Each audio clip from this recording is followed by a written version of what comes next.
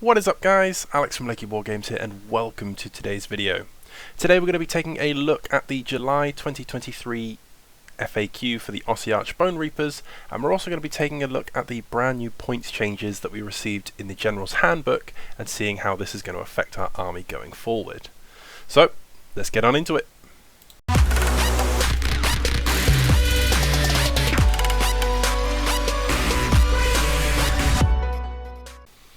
Alrighty guys, so not only do we receive a brand new FAQ for July 2023 for our Ossiarch Bonereapers, which consists of 3 fairly decent changes to our armies, and also we received the brand new points from the new General's Handbook that we're going to be using, and today we're going to go over those and see just how bad the damage is.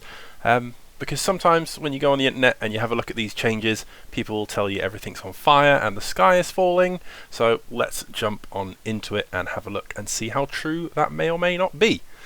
So first thing we're going to do is we're going to go through the FAQ first, because as I said before, there are only 3 changes this time. I'm going to bring the FAQ up on the screen for you. If this is a little bit too small to read, or you just want to listen along and have a look later, there'll also be a link in the description below that will take you to the link on the Warhammer community site, so you can download and read through this PDF, print it off, anything that you'd like to do.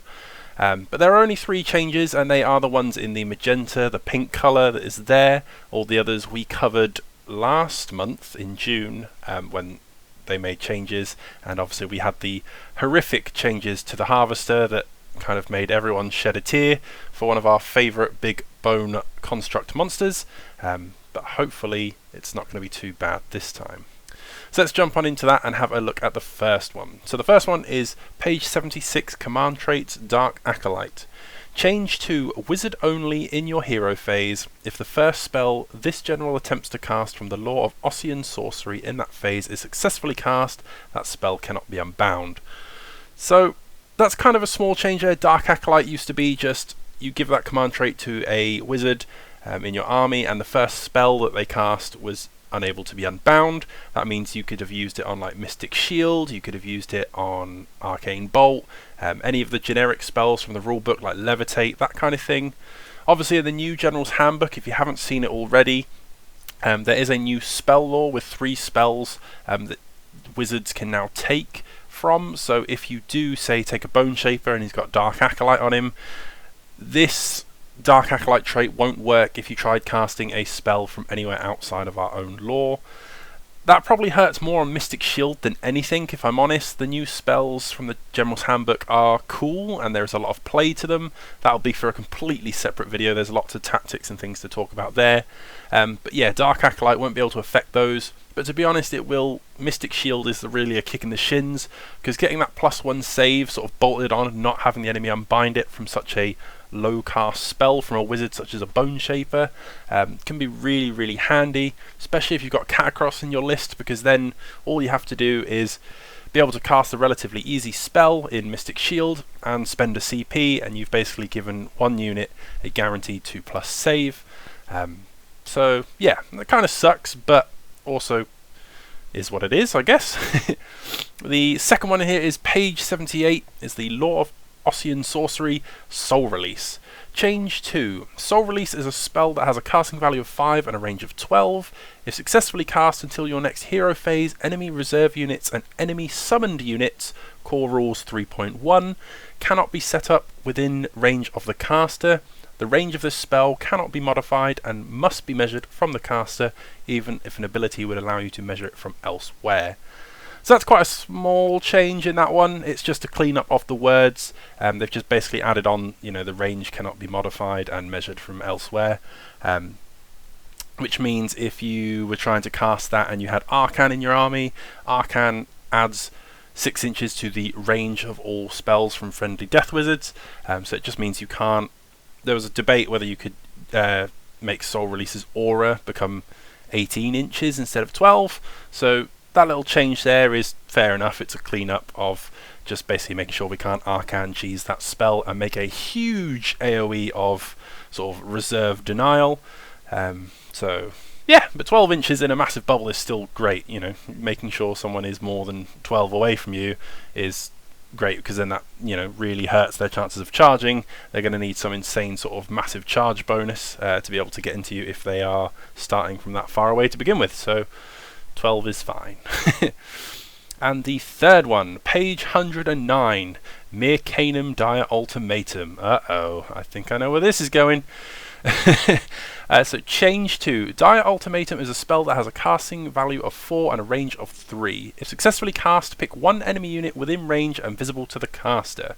Until your next hero phase, if this unit is within 3 inches of that enemy unit, when the enemy unit is picked to fight, all attacks made with melee weapons by that enemy unit must target this unit. The range of this spell must be measured from the caster, even if an ability would allow you to measure it from elsewhere.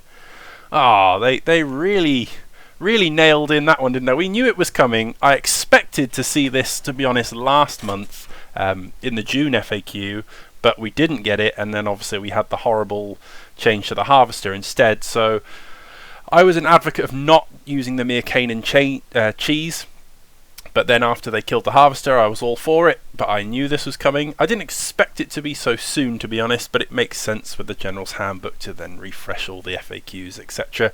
at the same time. But yeah, I was hoping we'd get a bit longer with this, but then, to be honest, it shouldn't have been here this long anyway, so it is what it is. This one's fair enough. You can still cast this from... So originally it was, what you would do is you'd use Arcan again to increase the range from 3 to 9.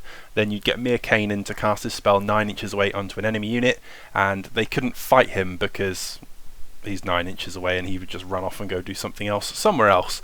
But now he has to be within 3 inches of the enemy when they are picked to fight, and they have to attack him. So you could still technically cast this from 9 inches away, but if you're not within 3 of the enemy, then they can just ignore it, basically.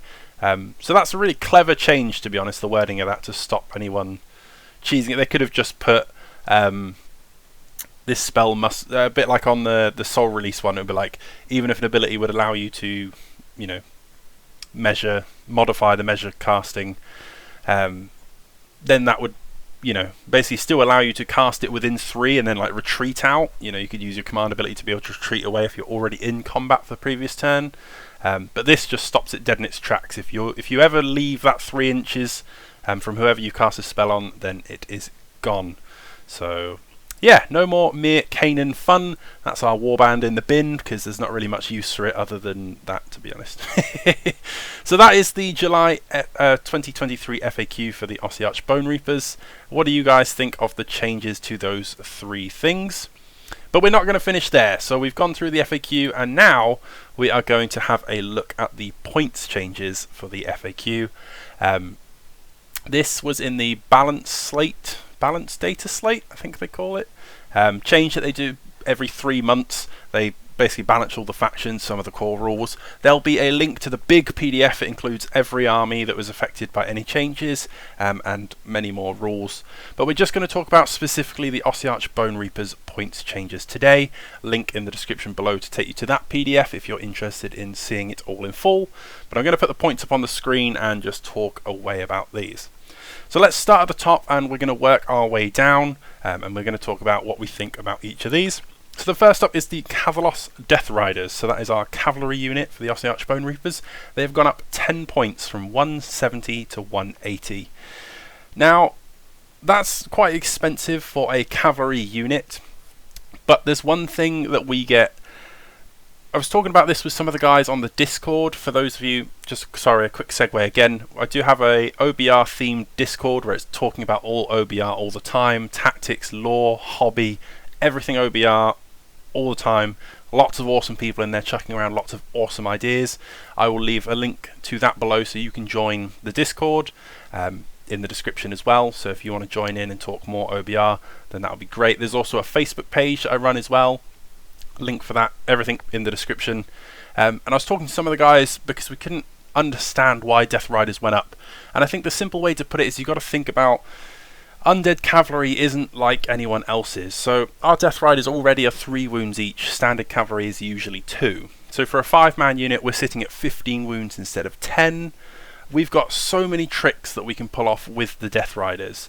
For example, If you put them in the right sort of lists, if you go like Mortis Praetorians, you can charge in the enemy charge phase. You've got the Death Rider Wedge command for sort of your cheesy charges where you can jump over screens, whether that be the enemy and get into their backline heroes. You can charge over your own units. You can combine this with Mortis Praetorians to be able to charge over units in and out of the wrong phase. Like I said, we're already a 15 wounds base instead of 10, so we're a lot more tanky than other people. We can return whole models to this unit. So many things, the Boneshaper, Catacross, Arcan, they can all heal up to 3 wounds or a model worth 3 wounds. Wholly, so you can just, as long as the unit isn't wounded already, you can just return whole Death Riders at a time. There's a super easy battle tactic in our book. Basically charge something, don't kill it, remain in combat with it at the end of the turn. Boom. Scored your battle tactic. I don't think 180 is too terrible for Death Riders. I know a lot of people don't like it.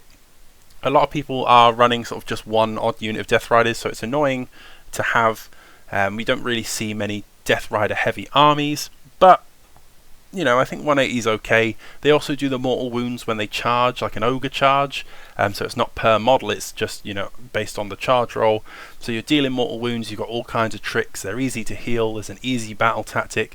I don't think 180 is too terrible, but I also wouldn't say any more than 180. If they started pushing the 200 line, then that would just be a no-go for me. My also final point on the Death Riders as well is that they are just battle line flat, and especially with what they did to the Harvester, for me personally, like, I just dropped the Harvesters and I dropped the Mortec Guard and I just replaced my other battle line. I've already got my Immortals Guard, who are battle line through a Mortisan Commander, and then Death Riders are just flat battle line. There's no need to unlock them. You don't have to, you know, take a Liege Cavalos, or you don't have to be in sort of any sub-faction to get Death Riders as battle line. They just are. So I think an extra 10 points isn't terrible. Arch Cavalos Zantos, he went down 10 points. That's great. For me, I really like Zantos.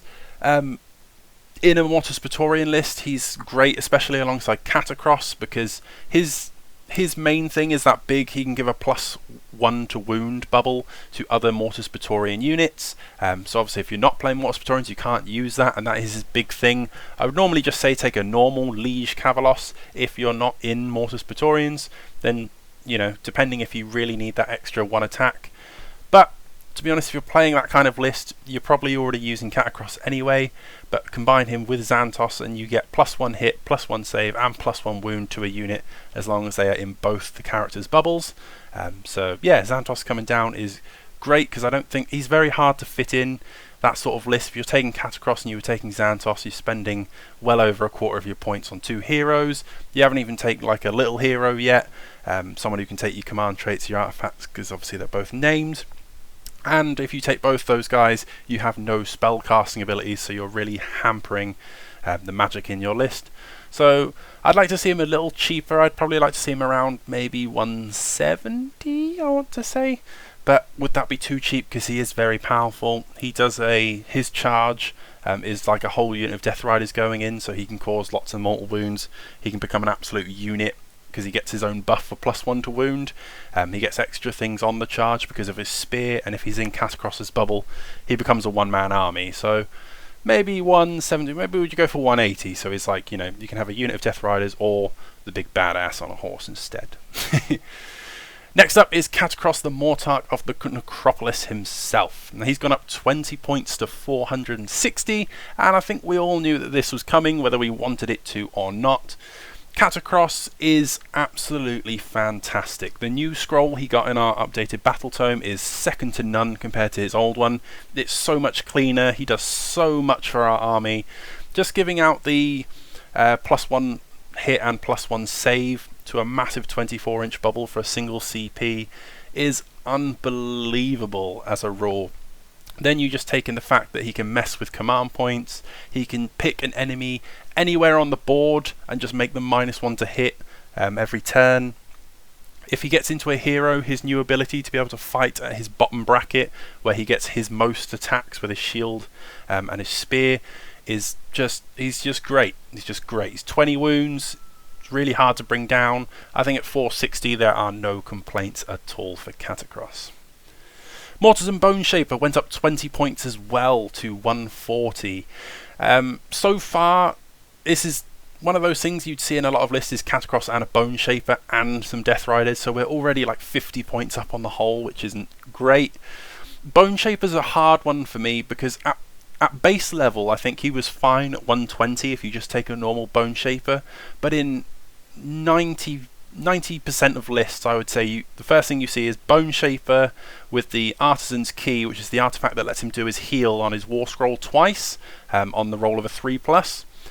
Now, if you think how expensive all of our other units are, and the fact that you can bring back like a whole Death Rider a turn, and then you add in the fact that with his artifact he can potentially be doing that twice a turn, he does become really, really efficient. And he is even on his base scroll, but I don't know if 140 is...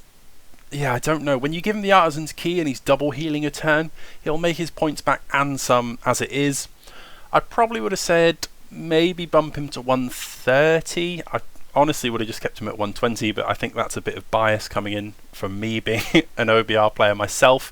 Obviously I'd like to see everything as cheap as chips so I can have the biggest army and efficiently as possible. But yeah, I don't think 140, a lot of people were shocked to see this, but I do think that's a reaction on GW's part because every list at the moment was basically just Catacross, Boneshaper, like they're your first two go-tos hammered into a list, or you'd go Arcan, Boneshaper, if not Catacross, Arcan, Boneshaper.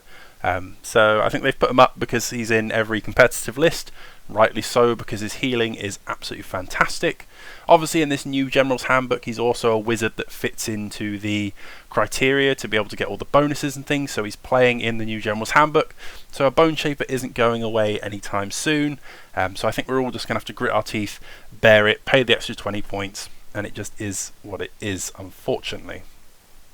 Mortars and Soul Reaper, one of the coolest looking models that's probably never seen the light of day unless you are memeing or just playing for fun. He's gone down 10 points, which is great. He's still useless. The only thing you can really do with this guy is get him stuck into a fight with more than 5 guys so he can do his big sweep attack. You give him Flaming Weapon, hopefully you've cast it. Bada bing, bada boom, you get a nice profile. And that's about it. But to be honest, the last thing this army needs is more combat potential, because you've already got Catacross stumping around, you've already got Immortals Guard, you've got Stalkers. You don't need a 110 point a hero slot as well. It's already such a contested area, and with the Boneshaper being more expensive, you'd less chance of you putting a Soul Reaper in at all. I, to be honest, would probably put this guy down to 100 at most, if not like the last handbook. I think he went last battle tome, by the end of it he was down to sub 100, I think. I can't quite remember off the top of my head, but yeah, even at 110 I just wouldn't bother with this guy. Arcan the Black, the Mortarch of Sacrament, is up 10 points to 380. To be honest, again, a bit like Catacross, if you take an Arcan, he does so much for the sort of thing. Him and Catacross are like chalk and cheese. Catacross will help everyone fight harder, fight better, survive longer.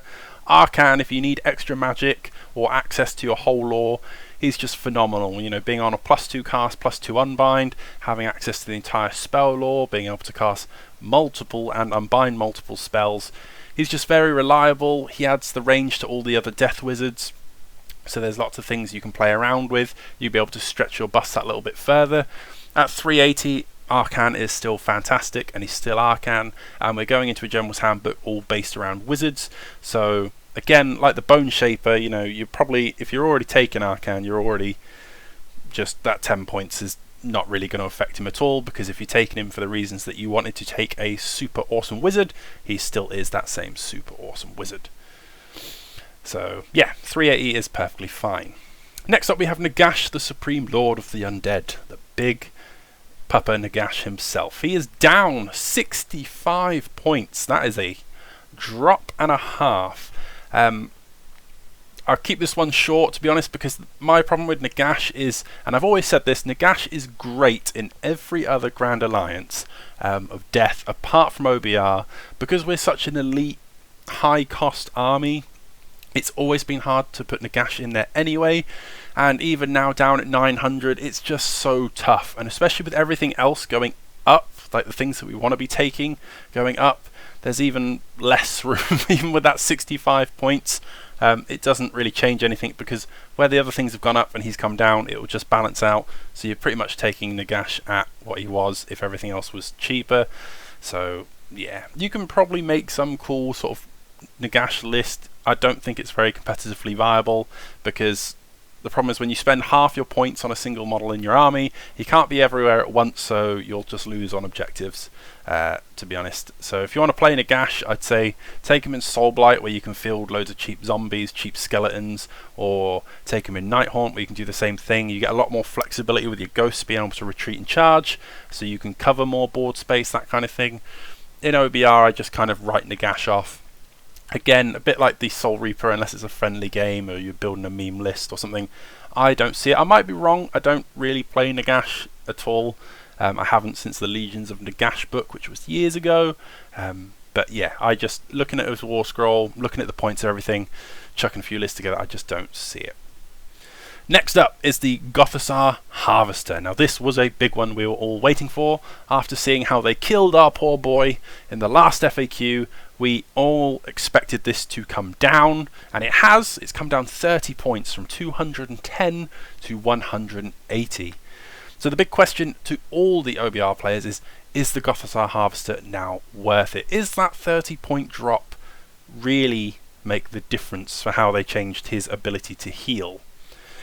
My honest answer is, as a support healing unit, I don't think so. The change to that heal is just too severe for the points combo, because you're not just taking the Harvester, so it's 180 points for a Harvester isn't terrible. But the problem is you got to think, Mortec Guard are 150 for 10. And you're going to need to efficiently be able to heal, and especially with the new heal, where you're not now healing per model as it gets removed, you're rolling at the end and only in the combat phase from combat casualties. You're going to need a minimum of 20 Mortec Guard to go with the Harvester, so you're spending 300 points on Mortec, and then you're going to have to spend another 180 points for the Harvester to get a heal that only goes off in one phase for casualties in that phase, where our weakness is to far-range damaging magic and abilities that cause mortal wounds, and shooting, and which the Harvester cannot heal anyone anyway. And he's another 180 points, so you're spending 480 points, basically a quarter of your army. You know, you could take Catacross for that kind of price and combination, and then just slap a load of Immortals Guard in your list, or Stalkers, or something like that, which is just so much more efficient. Obviously, it's in the right direction. Coming down in points is always good. They could have left it the same, and then we would have double cried. So, yeah, at 180, I think maybe one Harvester as a combat support monster. This is how I'm trying to think of it. I'm trying to stay positive about the Harvester here. At 180, he still punches really, really hard. He's got his 6 attacks with, you know, the fists or blades, and then he gets another 4 tail attacks, and the only difference is 1 point of rend. The fists start off as -2, and the tail is -1. They are 2 damage attacks, so he can potentially do 20 damage in a combat phase. If you chuck something like Bludgeon on him, then he can get like Rend 3. If you use the Ossa Factor, the new hero that we got recently before the new book came out, then yeah, you can make him Rend 4. 180 points for a, you know, you can stomp, you can roar, so you can do all the kind of monstrous actions. 180 for a sport combat monster? Yeah, maybe, but it just stings how they did us dirty on the healing there. I would say if you're going to take a Harvester for healing reasons, you're probably going to want 30 Mortec Guard now. Make that like the main thing, build your list around it, have 30 Mortec Guard with a Harvester. You're going to need like 1 or 2 sort of Boneshapers in there to be able to keep healing up from all the deaths that you're going to get out of phase, and then you might be able to pull some strings with that. But yeah, 180 I'd say maybe as a combat support monster. Then again, that's only if you're running the Ossa Factor, and then he has to be babysat as well. But even then, if you're looking at 180 for the Harvester, it's then another 120 for the Ossa Factor to buff him. So then you're looking at 300 points. Then is the Harvester worth 300 points? Probably not. Definitely not, because he wasn't worth it at 210. And then that was even with that combo. The same thing applied. You could have done it before.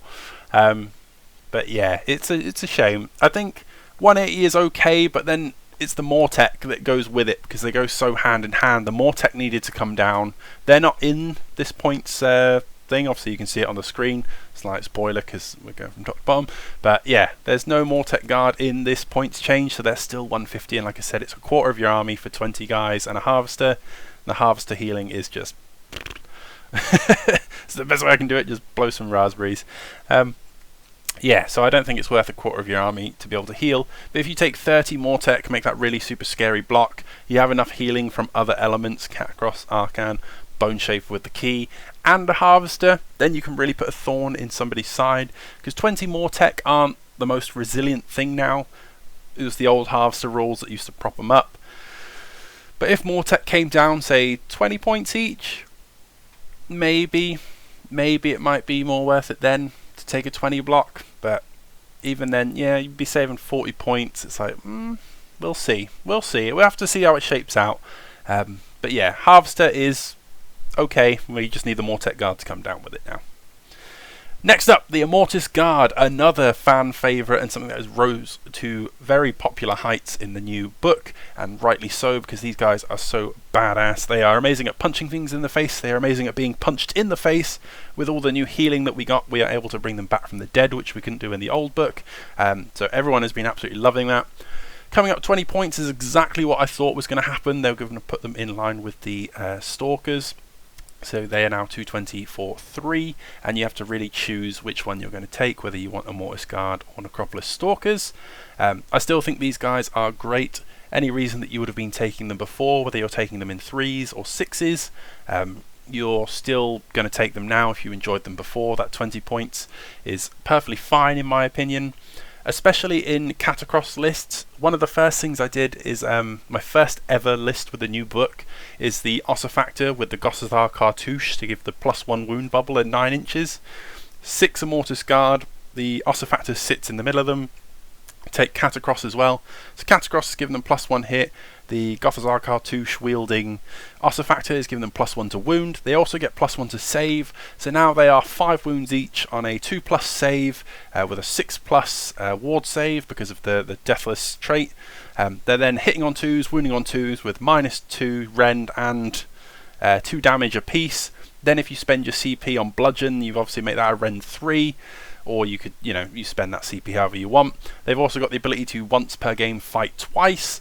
So yeah, Immortals Guard even at 220 are still just amazing and are still Immortals Guard, and I love them. And I'm still running 6. Spoiler alert. I'm still planning on running 6, even though it's gone up 40 points, which is a lot. Everything in my list went up. My original list, the list I posted the video before this, where I went through my 2K list, it went up 90 points. 90 points. So yeah, we're reworking the list, and they killed Mir Kanan, so we need a new combo. We need something else. So we're back to the drawing board on building a list, but I still think 6 Immortals Guard as a brick is going to be key to any future list that I write. I love the models, and yeah, they're fantastic even at 220. Now we have the Morgas Archive and the Morgas Harbingers, and they both came down 20 points to 220. That's a great change to see. A lot of people, after the change to the Harvester, started looking at Morgas a lot more. I think at 240 they're way too expensive. The problem with Morgas is they are incredibly efficient and great at killing things, but they're only 6 wounds each, and you get 2 models for that points investment. So basically, they were at 240 for 2. They became 120 each for purposes of points, and at only 6 wounds with not the world's greatest save. They were incredibly squishy. Anything that can actually pack a punch is a real threat to these guys. Now they're 110 each. It's still sort of the same thing. Obviously, like with everything else in this, when it comes down, it's great. Having it cheaper and still as efficient on its war scroll is always a positive thing. But they still, for me, are a little too expensive. I'd like to see these guys at maybe 200, a flat 200. I think they'd be great. Obviously, there's a lot of play around these guys. If you're taking them, you want to be building them into your list. But yeah, for me, at 220, still a little bit expensive. But I've heard a lot of positive things about people that do play them. I don't really play them myself, but I know that you can obviously get the ones with the longer charge, or you can shut down the enemy commands when they're in combat. So there are some really cool things that you can do with them, and again, having them cheaper is always good. But I'd like to see them maybe a little bit more cheaper. Last thing on our list today is the Bone Tithe Shrieker. Now this went up 10 points from 50 to 60 points, and I can't say I'm surprised at all. The Bone Tithe Shrieker, like many things that were taken in a lot of competitive OBR lists, the Bone Tithe Shrieker was the sort of MVP spell of the last book, and it still is the MVP spell of this book. It's the one that shuts off the enemy being able to use Inspiring Presence or Rally while they're within 12 inches, and it also, which is why it was so efficiently at 50 points, makes everyone -1 to their ward, makes all the enemies, sorry, it doesn't affect your own, it doesn't affect OBR units. So in an OBR versus OBR matchup it's a bit, but yeah, -1 to ward and turning off Inspiring Presence, it's absolutely huge. So going up 10 points was expected, and still at 60 points, so this spell is incredible for what it does. One of the things that isn't on this list that I was really surprised to see, other than the Immortals Guard, I would like to have seen them come down, maybe even just to 140. If it was just 10 points off, then, you know, you'd save 50 points with a Harvester and a 20-man combo. They aren't on here, but the one big thing that's missing from this list that I really would have liked to have seen is the Mortek Crawler. My old list was the Mirkanen Arcan Cheese with 2 crawlers, making things fight last, stopping another unit being able to fight, and then charging all around the place and just kind of killing things as and where I wanted. I would have liked to have seen the Crawler come down to 180. Obviously now that list is no good anymore because Mirkanen and Arcan combo has been stopped. But the thing with the Mortek Crawler itself is it isn't terribly efficient at killing stuff anymore.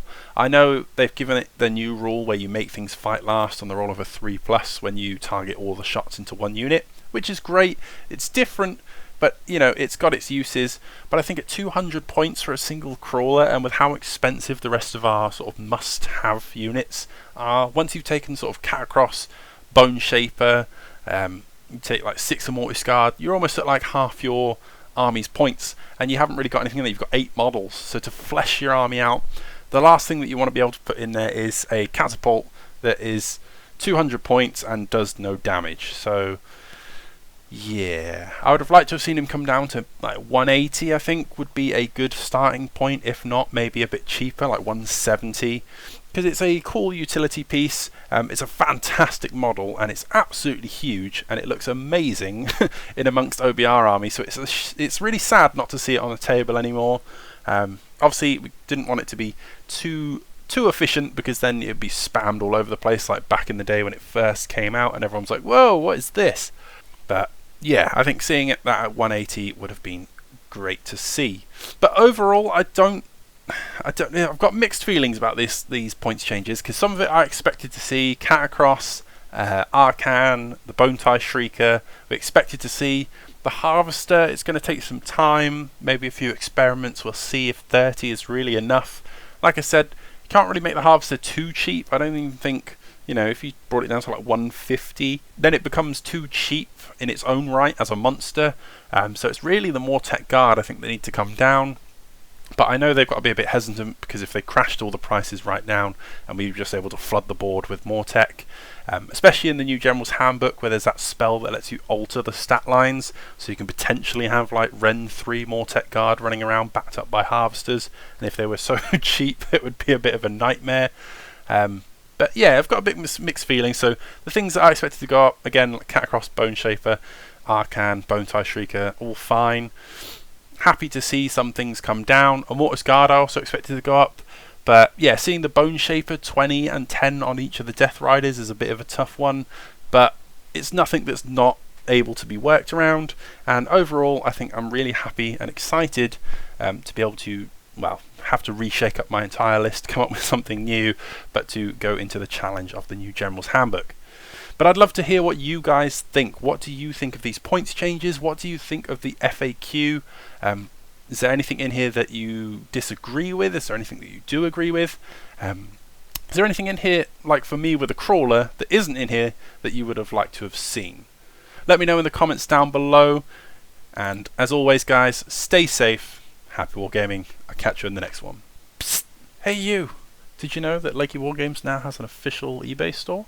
You can buy yourself all kinds of pre-painted and new on sprue hobby goodness and support the channel at the same time. There's a link in the description below if you want to check it out. I'd greatly appreciate it, and it's a fantastic way to support the channel. Okay, see you in the next one.